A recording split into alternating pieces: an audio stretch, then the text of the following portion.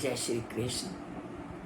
श्री कृष्ण ने हमें बताया कि जो महात्मा लोग होते हैं वो एक चित्त होकर के निरंतर मेरा स्मरण करते हैं, और यह तो सत्य ही है कि जो उस परम पिता परमात्मा का स्मरण करता है वो उसको प्राप्त करता है। आज उसी को वह पुनः कहते हैं, सततम कीर्तयन्तो माम यतन्ततश्च दृढ़व्रतः नमस्य अंतश्च माम भक्तया नित्य युक्ता उपासते।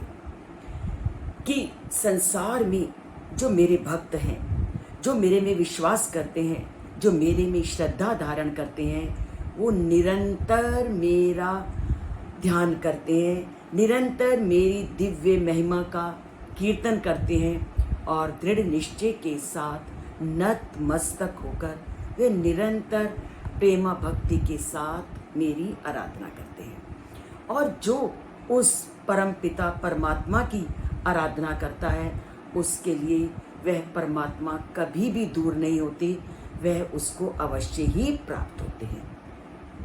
अब महात्मा लोगों के कीर्तन के बारे में, अनन्य भक्ति के बारे में, दृढ़ व्रत के बारे में बताया, तो जिज्ञासा का उठना स्वाभाविक है कि हम उस परमात्मा को अगर प्राप्त करना चाहते हैं तो प्राप्त कैसे करें।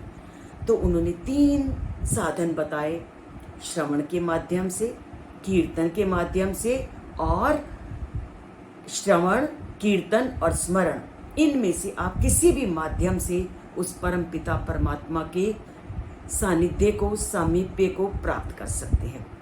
और यही कारण है कि अगर हम अपने इतिहास में दृष्टि डालें तो सभी युगों में उस परम पिता परमात्मा को प्राप्त करने के लिए अलग अलग रास्ते चुने गए। अगर हम सबसे पहले जाते हैं सतयुग में, तो सतयुग में अगर कोई परमात्मा को प्राप्त करना चाहता था तो वह ध्यान विधि के द्वारा उसको प्राप्त करने का प्रयत्न करता था। और जैसे ही हम त्रेता युग में आए तो परमात्मा की प्राप्ति के साधनों में परिवर्तन हुआ, तो वे यज्ञ आदि अनुष्ठानों के माध्यम से, हठ योग इत्यादि से उस परमात्मा को पाने लगे। और जैसे ही द्वापर युग आया तो मूर्ति पूजा का प्रचलन हुआ। और आज जिस युग में हम सब हैं वो क्या है, कली युग। और कली युग में तो हम क्या देखते हैं, कीर्तन का ही महात्म्य है। कभी कहीं कीर्तन है तो कभी कहीं कीर्तन। तो कली युग में उस परमात्मा को प्राप्त करने का साधन कीर्तन है।